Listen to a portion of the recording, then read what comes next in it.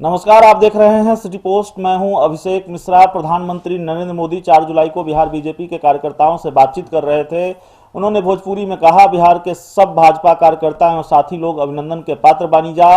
लोग कहत रहे कि वही जा गरीबी बा, कोरोना ज्यादा फैली, लेकिन रउआ लोग सब केहू के गलत साबित कर देहनी। लेकिन बिहार सरकार के स्वास्थ्य विभाग के आंकड़े कुछ और ही कहानी कह रहे हैं। बिहार में कोरोना संक्रमण रोज अपना पुराना रिकॉर्ड तोड़ रहा है। पिछले कुछ हफ्तों से संक्रमण में बेतहाशा बढ़ोतरी हुई है। अनलॉक होते बिहार में पॉजिटिव मामलों की संख्या 3,807 31 मई तक का ये आंकड़ा है। 31 मई से बढ़कर 11,860 पहुंच गई है। इस तरह से इस दौरान संक्रमण के मामले में लगभग 3 गुना बढ़े हैं। संक्रमण का प्रसार ऐसा है कि अब यह केवल बाहर से आए लोगों या आम लोगों तक ही नहीं रहा। कई जिलों के डीएम और एसपी इसकी चपेट में आ चुके हैं। अस्पतालों में काम करने वाले दर्जनों डॉक्टर्स और मेडिकल स्टाफ संक्रमित हैं।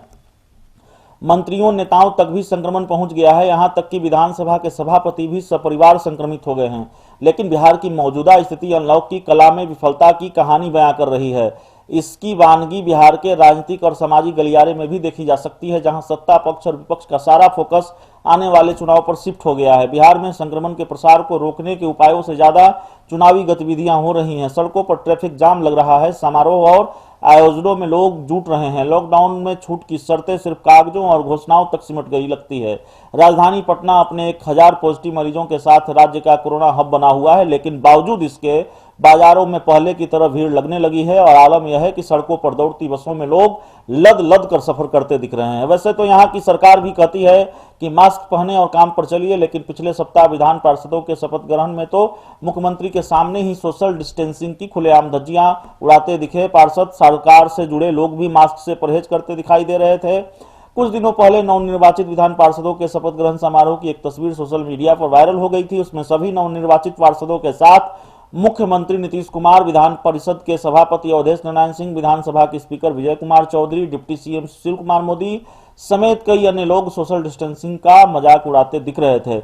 यह एक ग्रुप तस्वीर थी जिसमें शामिल 16 लोगों के बीच 2 गज की दूरी का नामो निशान नहीं था और आधे से अधिक लोगों के कान से लटका मास्क मुंह और नाक को ढकने की जगह उनके गले की शोभा बढ़ा रहा था।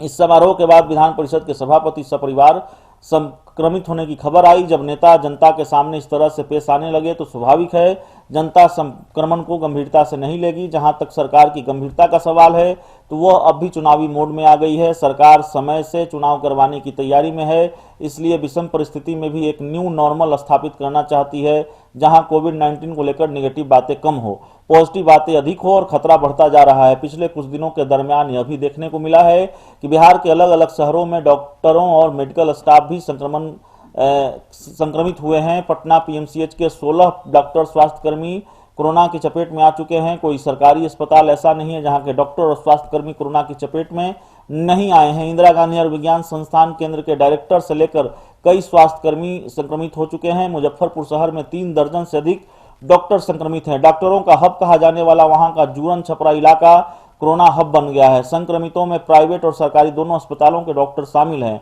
परिणाम यह हुआ है कि शहर के अधिकांश नर्सिंग होम और प्राइवेट अस्पताल बंद हो चुके हैं। मरीज दर बदर भटकने को मजबूर है। मुजफ्फरपुर के सबसे बड़े सरकारी अस्पताल एसकेएमसीएच के 10 डॉक्टर संक्रमित पाए गए हैं। वहां के मेडिकल सुपरिटेंडेंट सुनील कुमार शाही का कहना है कि अस्पताल में भीड़ इतनी हो जा रही है कि संभालना मुश्किल हो जा रहा है। कारण है कि डॉक्टर भी खुद को नहीं बचा पा रहे। लोग तो संक्रमित सोशल डिस्टेंसिंग का फॉलो कर रहे हैं और न ही मास्क लगा रहे हैं। विधान परिषद के सभापति की कोरोना रिपोर्ट पॉजिटिव आने से सूबे के सियासी जगत में हलचल मच गई। उनसे और शपथ ग्रहण समारोह से जुड़े सभी लोगों की जांच हुई। सीएम नीतीश कुमार, विधानसभा के speaker Vijay Kumar Chaudhary, deputy CM Sushil Kumar Modi ने भी शनिवार को अपनी जांच कराई।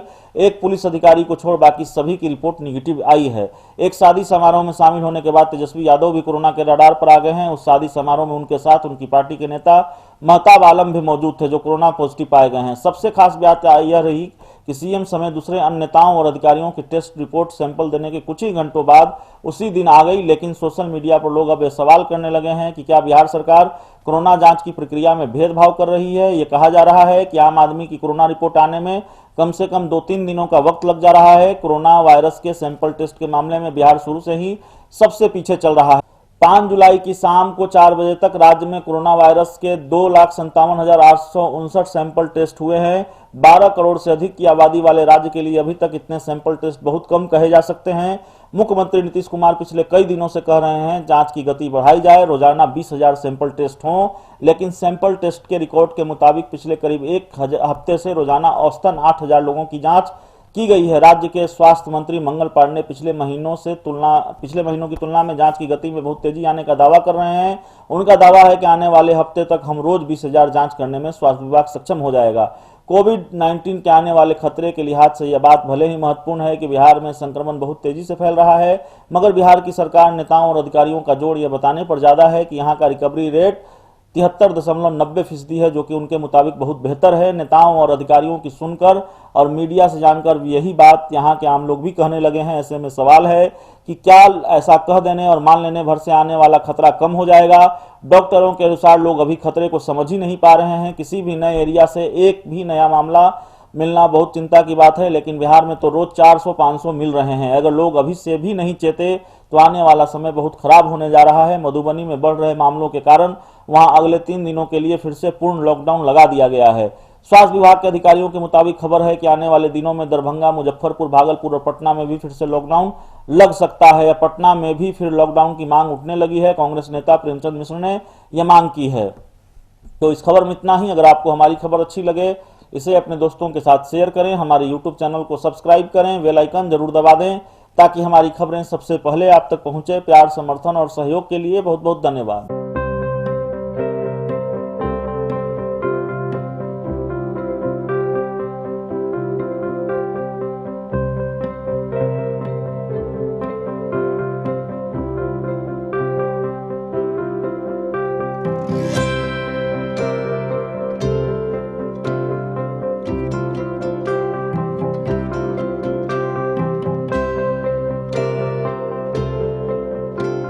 एक जिंदगी बचाने वाले को हीरो कहते हैं और 1000 जिंदगी बचाने वाले को हेल्थ केयर वर्कर।